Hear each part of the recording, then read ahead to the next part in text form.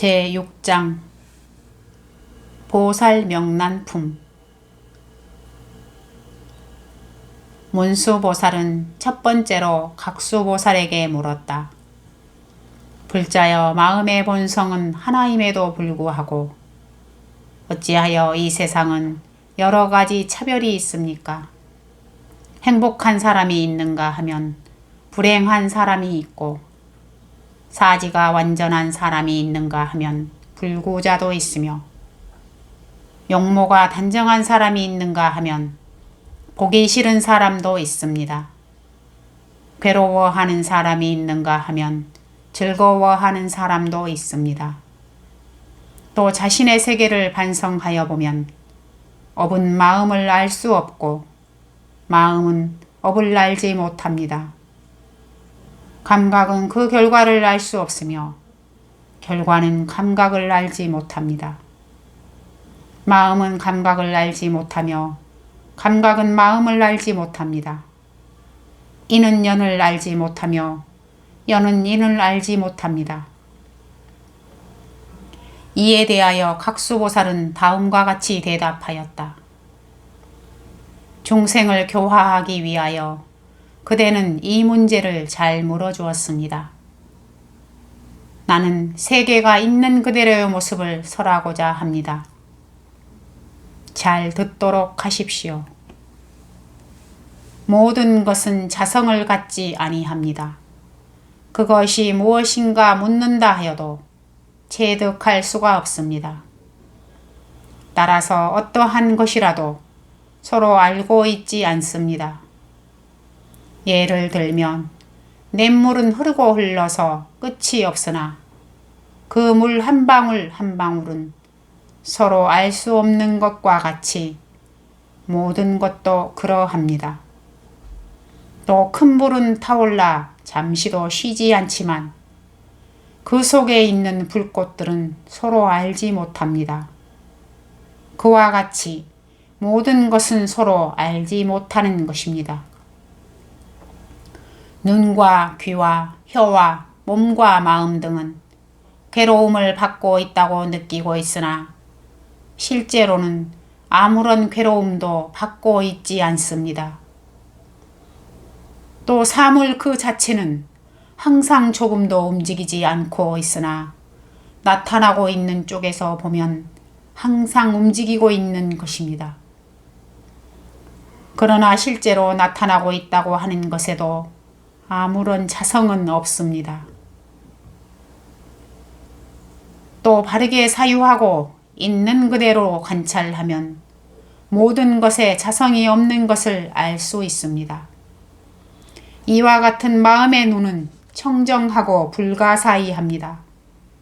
그러므로 허망이라고도 말하고 또 허망이 아니라고도 말하며 진실이라고도 말하며 진실이 아니리라고도 말하는 것 등은 모두가 꾸며낸 말에 불과한 것입니다. 문수보살이 두 번째로 제수보살에게 물었다. 불자여, 열애가 중생을 교화하는 경우 어떠한 까닭으로 해서 열애는 중생의 시간, 수명, 일체의 행위, 견해 등에 따라서 교화하는 것입니까? 그때 제수보살이 다음과 같이 답하였다. 지혜가 밝은 사람은 항상 정멸의 행을 바라고 있습니다. 나는 있는 그대로를 그대에게 설하고자 합니다. 자신의 신체를 안으로부터 관찰하여 보면 도대체 나의 몸에는 어떤 실체가 있는 것인가? 이와 같이 정확하게 관찰하는 사람은 자아가 있고 없음을 알 수가 있습니다. 이와 같이 신체의 상태를 깨닫고 있는 사람은 마음의 어디에도 집착하지 아니합니다. 이와 같이 신체가 있는 그대로의 상태를 깨닫고 모든 것으로부터 공을 깨닫는 자는 모든 것이 허망함을 알아 다시는 그 마음에 집착하지 않습니다. 이와 같이 신체와 정신이 서로 관계하고 있고 관련을 가지면서 활동하고 있는 모양은 흡사 타오르고 있는 불의 바퀴와 같아서 어느 것이 앞이고 어느 것이 뒤인지 식별할 수가 없습니다. 또 인연에 의하여 일어나는 업은 비유컨대 꿈과 같은 것이며 따라서 그 결과 또한 모두가 정멸한 것입니다. 또 모든 세상의 일은 다만 마음을 중심으로 하여 움직이고 있습니다. 그러므로 자기의 기호에 의하여 판단을 내리는 자는 그 견해가 잘못되어 있다고 해도 좋습니다. 또 생멸하고 유전하는 일체의 세계는 모두가 인연으로부터 일어나고 순간순간마다 소멸하고 있습니다. 지혜 있는 자는 존재하는 모든 것은 무상하며 빠르게 변해가며 공하여 진실한 자기는 없다고 관찰하여 집착하는 마음을 떠납니다. 문수보살은 세 번째로 보수보살에게 물었다. 불자여, 중생의 몸은 모두가 흙, 물, 불, 바람의 네 가지 원소로 이루어져 있습니다. 따라서 그 안에 진정한 나라고 하는 것은 실체는 없습니다. 또 모든 사물의 본성은 선도 아니고 악도 아닙니다. 그럼에도 불구하고 어떠한 까닭으로 중생에게는 괴로움과 즐거움이 있고 선과 악이 있으며 모습이 단정한 자와 추악한 자가 있습니까? 그때 보수보살은 다음과 같이 답하였다. 저마다 행하는 업에 따라서 과보를 받고 있는 것이며 그 행하는 실체는 존재하지 않습니다. 이것이 모든 부처님께서 설하신 가르침입니다. 예를 들면 밝은 거울에 비치고 있는 영상이 여러 가지이듯이 업의 본성도 그와 같습니다. 혹은 식물의 종자는 서로 알지 못하는 사이에 싹을 내는 것과 같이 업의 본성도 또한 그와 같습니다. 또 많은 새들이 저마다 다른 소리를 내는 것과 같이 업의 본성도 또한 그와 같습니다. 또 지옥에서 받는 괴로움은 밖에서 별도로 오는 것이 아닌 것과 같이 업의 본성도 또한 그와 같습니다. 문수보살은 네 번째로 덕수보살에게 물었다. 불자여, 부처님께서 깨달은 진리는 다만 하나입니다. 그럼에도 불구하고 어떠한 까닭으로 부처님은 무량한 법을 설하고 무량한 소리를 내며 무량한 몸을 나타내는 것입니까? 또 초인적인 힘에 의하여 나타나는 여러 가지 이변을 무량하게 보여서 무량한 중생을 교화하는 것입니까? 더욱이 법성 안에서 이와 같은 차별을 구한다면 얻을 수 없는 것이 아닙니까? 그때 덕수보살은 다음과 같이 답하였다. 불자여, 그대의 질문은 실로 의미가 깊습니다. 지혜 있는 사람이 이것을 깨닫는다면 항상 부처님의 공덕을 구할 수 있을 것입니다. 예를 들면 대지의 본성은 하나이면서도 모든 중생을 저마다 안주시키고 있고 그러면서도 대지 자신은 아무런 분별도 하지 않습니다. 모든 부처님의 법도 또한 이와 같습니다. 또 불의 본성은 하나이면서도 모든 것을 태워 없애지만 불 자신에게는 아무런 분별도 없는 것과 같이 모든 부처님의 법도 또한 그와 같습니다. 또 큰 바다에는 무수한 강물이 흘러 들어가고 있지만 그 맛에서는 조금도 변함이 없는 것과 같이 모든 부처님의 법도 또한 그와 같습니다.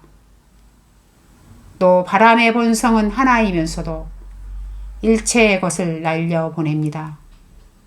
그러나 바람 그 자체에는 아무런 변함이 없는 것과 같이 모든 부처님의 법도 또한 그와 같습니다.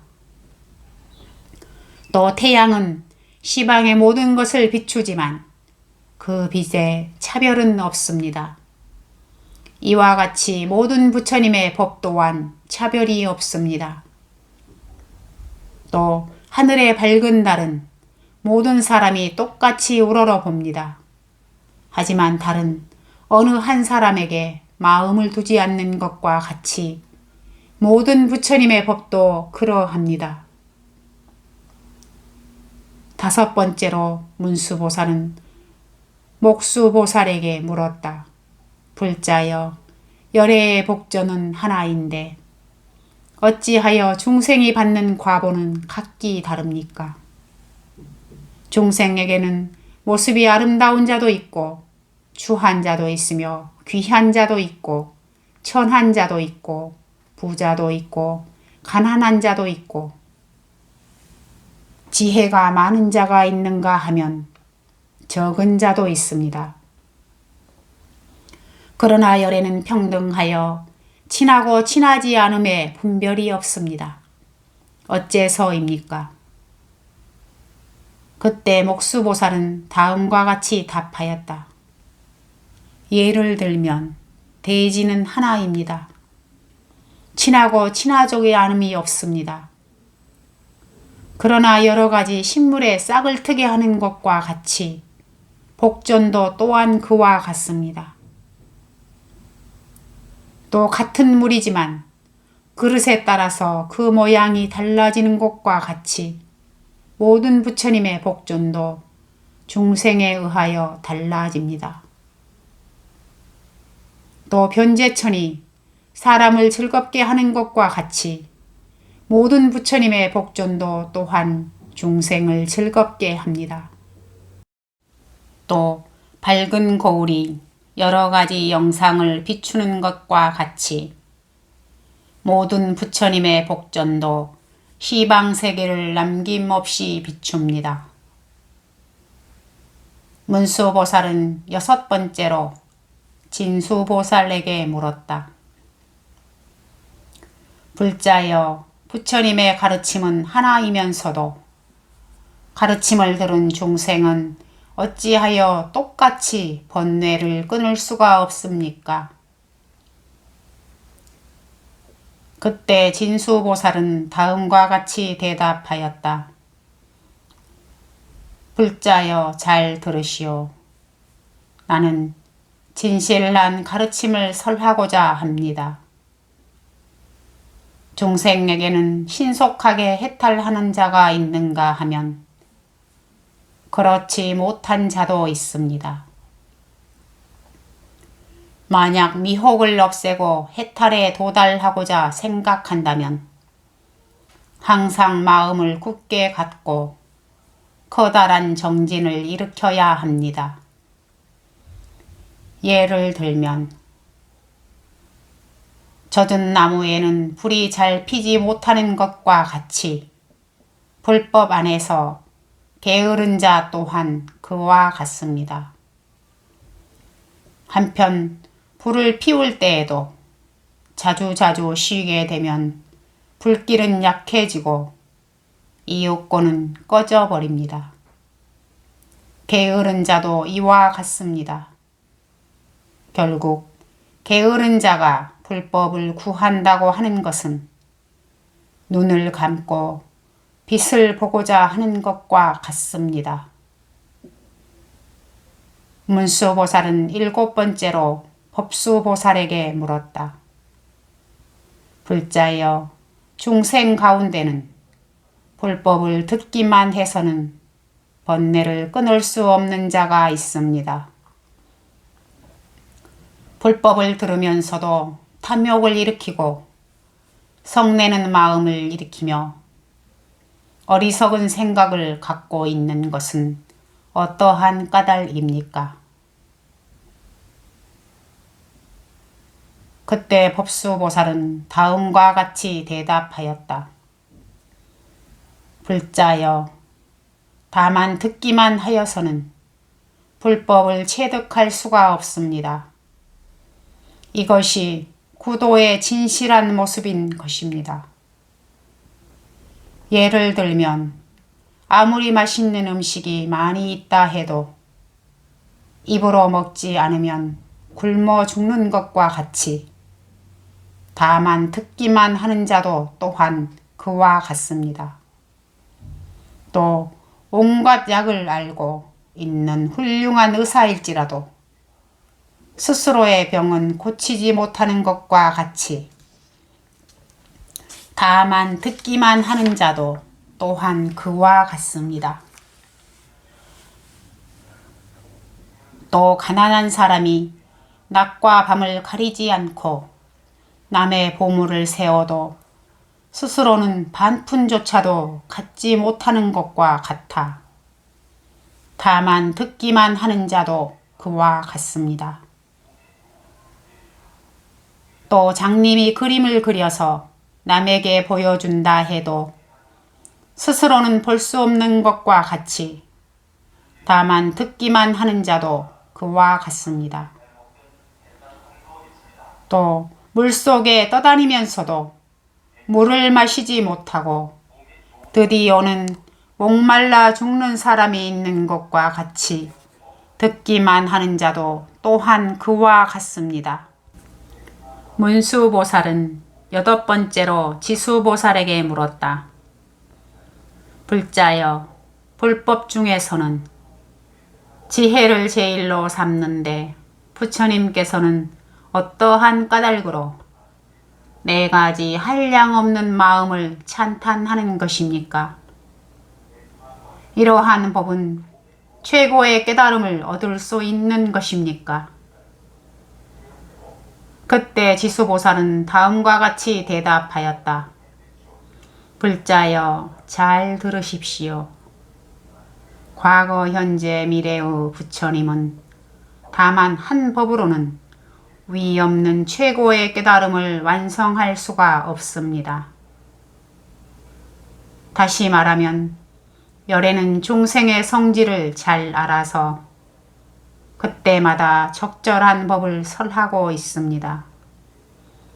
탐욕하는 중생에게는 보시를 가르치고 바른 생활을 하지 않는 중생에게는 지계를 가리키며 성 잘 내는 중생에게는 인욕을 가르치고 게으른 중생에게는 정진을 가르치며 마음이 혼란하기 쉬운 중생에게는 선정을 가르치고 어리석은 중생에게는 지혜를 가르치며 사랑이 없는 중생에게는 자애를 가르치고 사람을 상해하는 중생에게는 자비를 가르치며 마음이 괴로운 중생에게는 기쁨을 가르치고 애욕이 강한 중생에게는 버리는 마음을 가르칩니다.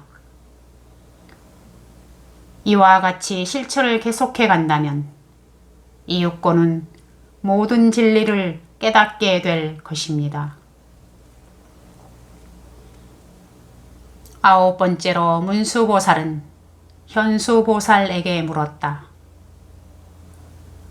불자여, 모든 부처님은 다만 일승에 의하여 생사를 초월하고 있습니다. 그럼에도 불구하고 일체의 모든 불국토를 관찰하여 보면 사정이 각각 다릅니다. 즉, 세계, 중생, 설법, 초월, 수명, 광명, 실력 등 모든 조건이 같지 않습니다. 그렇다면 모두 불법을 갖추지 않고서는 최고의 깨달음을 완성할 수 없는 것이 아닙니까? 그때 현수보살은 다음과 같이 대답하였다. 문수보살이여, 불법은 변하지 않는 가르침입니다. 오직 한 법일 뿐입니다. 모든 부처님은 한 길에 의하여 생사를 초월하고 있습니다. 모든 부처님의 몸은 다만 하나의 법신이며 또 그 마음이나 지혜도 일심이며 하나의 지혜입니다. 그러나 중생이 최고의 깨달음을 구하는 방법에 따라서 설법과 교화도 달라집니다.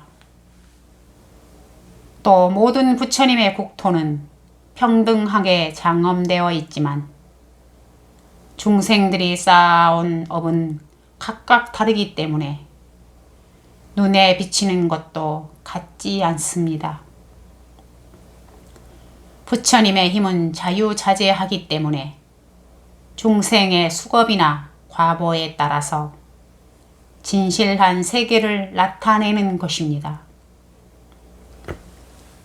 10번째로 모든 보살들은 문수보살을 향하여 물었다.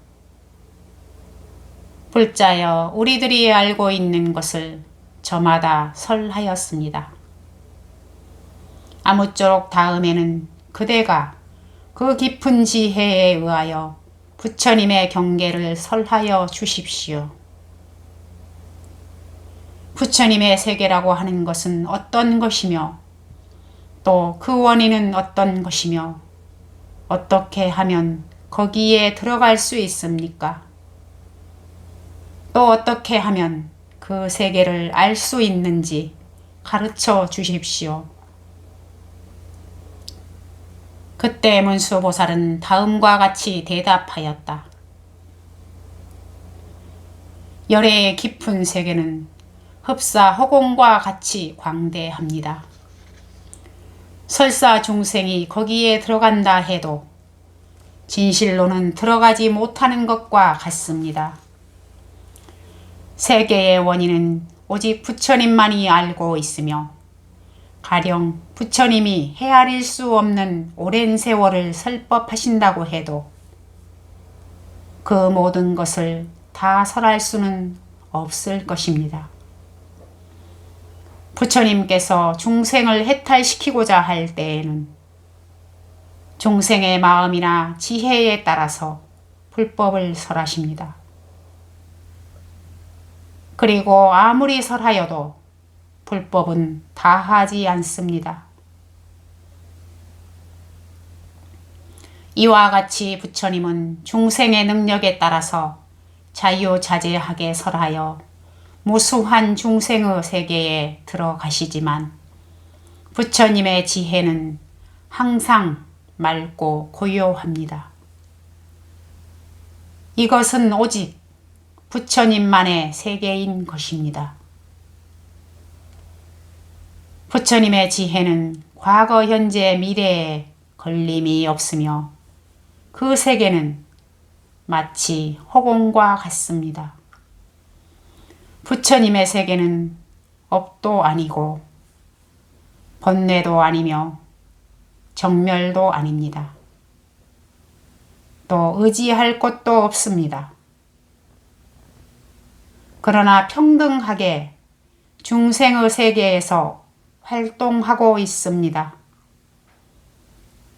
일체 중생의 마음은 과거, 현재, 미래 안에 있고 부처님은 단 한 생각만으로 중생의 마음을 낱낱이 분명하게 압니다. 문수보살이 이와 같이 설했을 때 부처님의 신통력에 의하여 이 사바세계에 있는 모든 중생의 수급과 신체, 능력, 지계 등의 각기 다른 형태가 나타났다. 이와 마찬가지로 시방의 무량무수한 세계에 있는 중생의 차별도 분명하게 나타났다.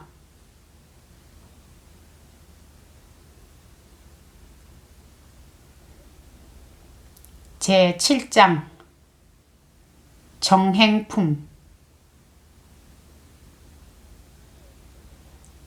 그때 지수보살이 문수보살을 향하여 말하였다. 불자여, 보살은 어떻게 하면 청정해지며 사물의 영향을 받지 않는 청정한 몸과 말, 뜻의 삼업을 얻을 수 있습니까? 또 보살은 어떻게 하면 지혜를 완성하고 두려움을 모르는 믿음을 가져 구도의 결의를 굳게 할 수가 있습니까? 또 보살의 가장 뛰어난 지혜와 불가사의, 불가침, 불가설의 지혜라고 하는 것은 어떠한 것입니까? 보살은 어떻게 하면 방편의 힘과 선정의 힘을 갖출 수 있습니까? 보살은 어떻게 하면 연기의 이법을 깨닫고 공의 삼매와 모양이 없는 삼매를 행할 수가 있습니까? 보살은 어떻게 하면 지혜를 완성하게 하는 6가지 수행과 모든 중생에게 은혜를 베풀고자 하는 4가지의 한량없는 마음을 성취할 수 있습니까? 보살은 어떻게 하면 모든 천왕, 용왕, 귀신왕, 범천왕 등에 의해서 수호되고 또 공경을 받을 수 있게 됩니까? 보살은 어떻게 하면 중생을 위한 안락의 집이 되고 구호하는 손이 되며 등불이 되고 교화하는 손이 될 수 있습니까? 보살은 어떻게 하면 일체 중생의 안에서 비교가 되지 않을 만큼 뛰어난 자가 될 수 있습니까? 그때 문수보살은 지수보살에게 대답하였다. 불자여, 그대의 물음은 매우 훌륭합니다. 중생을 사랑하고 중생에게 은혜를 베풀기 위하여 그대는 매우 훌륭한 질문을 하였습니다. 불자여, 만약 보살이 청정하여 사물의 영향을 받지 않는 몸과 말과 뜻의 삼업을 성취하면 보살은 뛰어난 덕을 얻을 수 있을 것입니다. 그때 보살은 부처님의 바른 가르침과 마음이 일치할 것이며 부처님께서 가르친 최고의 깨달음을 스스로 나타낼 수 있으며 중생을 버리지 않고 분명하게 모든 사물의 실상에 도달하여 모든 악을 없애고 모든 선을 갖추어 일체의 모든 사물에 자유자재하게 될 것입니다. 불자여, 보살이 청정하여 사물의 영향을 받지 않는 몸과 말과 뜻의 삼업을 성취하여 모든 것에 뛰어난 덕을 얻는다고 하는 것은 무엇인가 하면 다음과 같습니다. 보살은 마땅히 이렇게 원을 세워야 합니다. 즉, 보살이 집에 있을 때에는 집에서의 온갖 고난을 버리고 인연의 공함을 체득해야 합니다. 부모를 섬길 때에는 양친께서 커다란 안심을 얻을 수 있게 해야 합니다. 처자와 권속이 모였을 때는 원수든 아니든 모두 평등하게 대하며 애욕의 탐착으로부터 떠나야 합니다. 5가지 욕망을 만났을 때에도 탐욕과 미혹을 버리고 덕이 갖추어지도록 해야 합니다. 음악이나 춤을 감상할 때는 최고의 진리에 접한 기쁨을 얻어 모든 것은 환상과 같은 것이라고 깨달아야 합니다. 침실에 있을 때에는 애욕을 떠나서 맑은 경지에 나아가야 합니다. 아름다운 옷을 입을 때에는 거기에 집착하는 마음을 버리고 진실한 세계에 이르도록 해야 합니다. 높은 곳에 올랐을 때에는 불법의 높은 곳에 오른다고 하는 생각으로서 모든 것을 보아야 합니다. 타인에게 보시할 때에는 모든 집착을 버리고 밝은 마음으로 보시를 하고 법회에 참석하였을 때에는 깨달음을 성취하며 모든 부처님의 법회가 되도록 노력해야 합니다. 또 재난을 만났을 때는 자유자재하게 마음을 작용하여 그 재난이 마음의 장애가 되지 않도록 해야 합니다. 보살이 신심을 일으켜 집을 버릴 때에는 일체의 세상 일을 버리고 집착하지 않게 해야 합니다. 승방에 있을 때에는 모든 출가자가 서로 화합하여 마음의 거리가 없어야 합니다. 출가할 때에는 일단 얻은 공덕을 다시는 잃지 않는 경지를 목표하고 마음의 장애가 없도록 해야 합니다. 속복을 버릴 때에는 오로지 부처님의 가르침을 찾아 덕을 닦되 게으르지 않아야 합니다. 삭발할 때에는 번뇌도 함께 깎아버리고 깨달음의 세계에 도달하도록 노력해야 합니다. 승복을 입을 때에는 탐욕과 성냄과 어리석음의 삼독을 떠나 부처님의 가르침에 젖는 기쁨을 얻도록 해야 합니다. 출가하였을 때에는 부처님과 같이 집을 나와 모든 중생을 교화하는 일에 정진해야 합니다. 스스로 부처님께 귀의하였을 때에는 진실한 길을 체득하여 최고의 깨달음을 향한 마음을 일으켜야 합니다.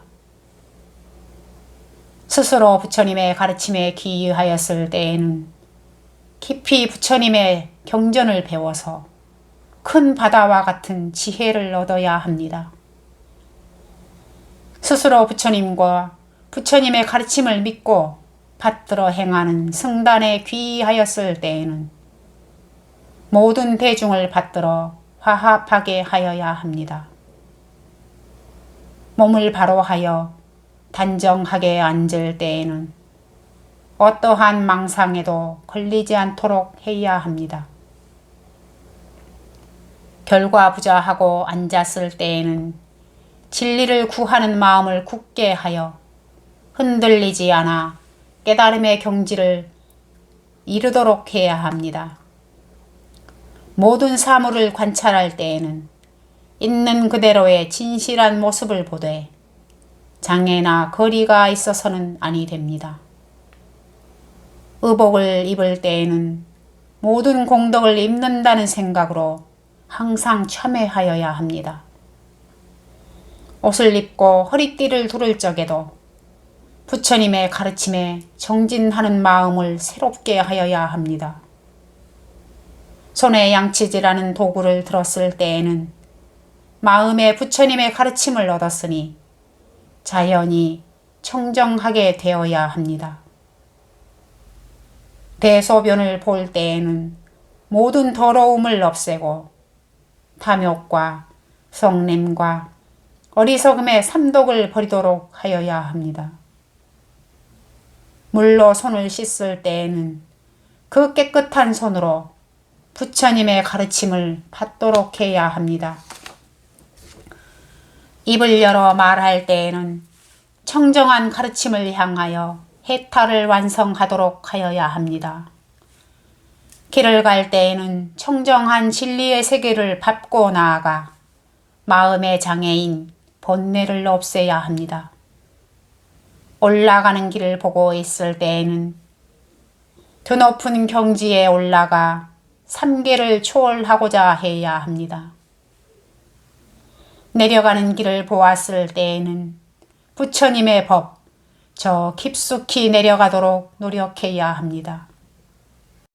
험한 길을 보고서는 인생의 악도를 버리고 사견으로부터 떠나도록 해야 합니다. 바른 길을 보았을 때에는 마음을 정직하게 하고 거짓이 없도록 해야 합니다. 커다란 나무를 보았을 때에는 다투는 마음을 버리고 분노나 원한으로부터 떠나야 합니다. 높은 산을 보고서는 위 없는 깨달음을 향하여 불법의 뿌리를 찾아보아야 합니다. 가시밭을 보았을 때에는 삼독의 가시를 빼어버리고 상처 입은 마음을 없애야 합니다. 부드러운 과일을 보았을 때에는 불도에 큰 실천을 일으켜 위 없는 결과를 거두도록 하여야 합니다. 흐르는 물을 보았을 때에는 정법의 흐름을 타고 부처님 나라의 대해에 나아가도록 하여야 합니다. 우물을 보았을 때에는 다함 없는 가르침을 마시고 위 없는 덕을 갈무리하여야 합니다. 골짜기에 흐르는 물을 보고서는 먼지와 때를 씻고 맑은 마음이 되도록 하여야 합니다. 다리를 보았을 때는 불법의 다리를 만들어 쉼없이 사람들을 깨달음의 저 언덕으로 건너가게 하여야 합니다. 즐거운 사람을 보았을 때는 청정한 가르침을 원하고 부처님의 가르침에 따라 스스로 기뻐해야 합니다. 또 굶주린 자를 보았을 때에는 미혹을 떠나는 마음을 일으키고 괴로워하는 사람을 보았을 때에는 모든 괴로움을 없애주는 부처님의 지혜를 얻어야 하며 건강한 사람을 보았을 때에는 금광과 같이 부서지지 않는 법신에 이르고 병든 사람을 보았을 때에는 몸이 본래 공한 것임을 알아 일체의 괴로움에서 해탈하여야 합니다. 은혜를 갚는 사람을 보았을 때에는 항상 모든 부처님과 모든 보살의 은덕을 생각하고 출가한 사람을 보았을 때에는 청정한 불법을 얻어 모든 악을 떠나야 합니다. 고행을 하는 사람을 보았을 때에는 몸과 마음을 굳게 갖고 불도에 정진하여야 합니다. 밥을 얻었을 때는 밥을 먹고 얻은 그 힘으로 부처님의 가르침에 뜻을 두고 정진해야 하며 밥을 얻지 못하였을 때에도 모든 악행으로부터 벗어나야 합니다. 맛있는 음식을 얻었을 때에는 절도를 지키고 욕심을 줄이고 그에 집착하는 것을 끊어야 합니다. 맛없는 음식을 얻었을 때에는 모든 것은 호공과 같이 무상하다는 삼매에 사무쳐야 합니다. 음식을 삼킬 때에는 선정의 기쁨을 삼킨다는 마음을 갖고 음식을 먹은 다음에는 공덕이 몸에 충만하여 부처님의 지혜를 완성하도록 해야 합니다.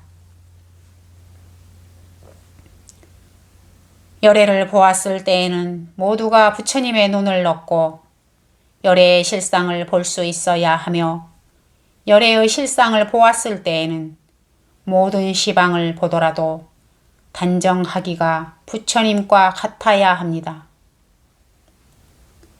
저녁에 잠자리에 들었을 때에는 모든 번거로움을 그치고 마음의 혼란을 떠나야 하며 아침에 눈을 떴을 때에는 모든 마음을 기울여 시방을 되돌아보아야 합니다.